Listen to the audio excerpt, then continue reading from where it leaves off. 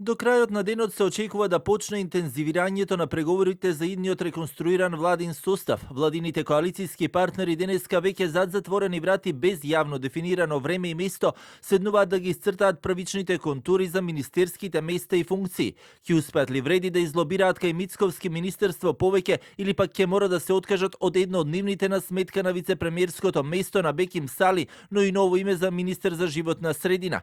Телевизија 24 веќе објави дека вреди може да седне на маса со предлог за прв вице-премиер министер за животна средина, да му понуди на премиерот да се откаже од едно од другите министерства. Одговарајќи на новинарско прашање, пак министерот за надворешни работи Тимчо Муцунски посочи дека форматот на средбата ќе биде зад затворени врати, бидејќи сепак станува збор за коалицијски состанок.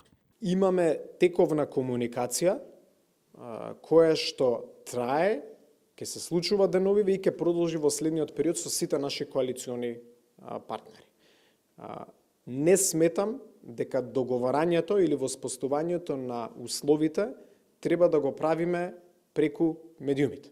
Со максимална почит кон вас како медиуми, и не сакам да ме разберете погрешно, но мислам дека тоа се прашања кои што треба прво меѓусебно да ги договориме, а потоа да ги објавиме. Во меѓувреме во јавноста веќе кружаа шпекулации за дел од имињата кои ќе претрпат измени на министерските позиции. Реконструкција не се исклучува како можна опција во Министерството за внатрешни работи, образование, земјоделство, култура и туризам, правда, економија и европски прашања. Дел од шпекулациите беа дека некои од овие министри ќе направат трансфер во друго министерство. Дел ќе бидат само сменети, но нема да добијат нов ресор. Сепак и во последните изјави кои премиерот ги даваше, апелираше да не се шпекулира и овие информации да се земаат со резерва се додека не се направи официјален договор. Вчера министерот за добро владење Арбен Фетај посочи дека за сега само името на Беким Сали е познато, бидејќи тој ќе го замени Изет Меджити на вице-премиерската функција, но и дека животна средина треба да остане кај нив. Сепак вчера и тој посочи да се почека исходот од средбата на ниво на коалицијски партнери за работите да станат појасни.